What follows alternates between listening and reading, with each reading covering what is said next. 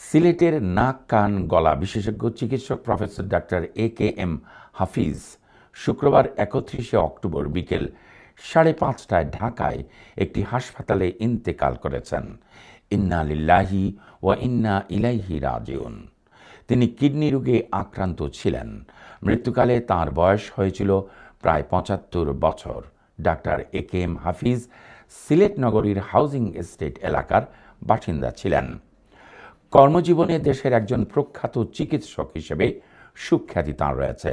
তিনি সিলেট উসমানী মেডিকেল কলেজের অধ্যাপক, নাক, কান ও গলা বিভাগে বিভাগীয় প্রধান হিসেবে সুনামের সাথে দায়িত্ব পালন করেছেন।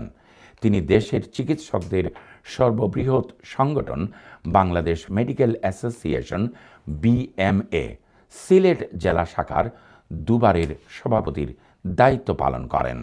এর আগে 1977-78 সালে BMA-র সিলেট অঞ্চলের সাধারণ সম্পাদকেরও দায়িত্ব পালন করেন তিনি।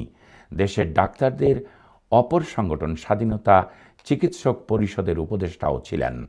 এছাড়া ডাক্তার AKM হাফিজ সিলেট তথা দেশের বিভিন্ন প্রগতিশীল সামাজিক, সাংস্কৃতিক ও পেশাজীবী সংগঠন ও সমাজহিতৈষী বিভিন্ন কর্মকাণ্ডে নিয়োজিত ছিলেন।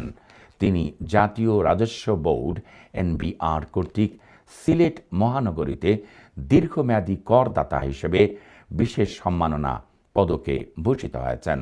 প্রফেসর ডাক্তার AKM হাফিজের জানাজার নামাজ শনিবার 1 নভেম্বর বাদ আসর হজরত শাহ জালাল রহমতুল্লাহি আলাইহির দরগা মসজিদে অনুষ্ঠিত হবে। মরহুমের মৃত্যুতে মিডিয়া ব্যক্তিত্ব মিসবাহ জামাল, রেডিও টিভি ব্যক্তিত্ব পুণ্যভূমি সম্পাদক আবু তালেব মুরাদ এবং LB24-এর ফাউন্ডার শাহ ইউসুফ সহ অনেকে গভীর শোক প্রকাশ করেছেন। এখানে উল্লেখ্য, মরহুমের বড় ভাই বিশিষ্ট কমিউনিটি ব্যক্তিত্ব doctor Hasnat M Hossain MBE পরিবারের পক্ষে দোয়া কামনা করেছেন।